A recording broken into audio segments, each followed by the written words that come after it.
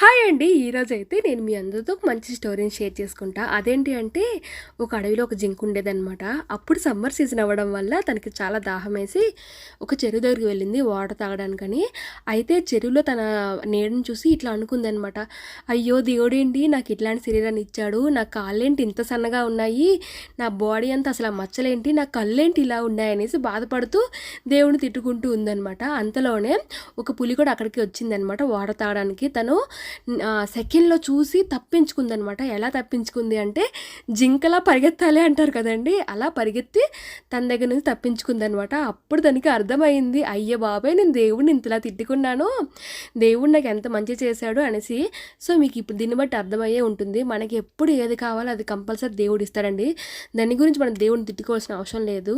మనకి ప్రతీదీ దేవుడు ఇస్తాడు. మనకున్న దానిలో మనం సంతోషపడాలి. కావాల్సినప్పుడు అన్నీ దేవుడు ఇస్తాడనమాట. అంతే. Bye bye.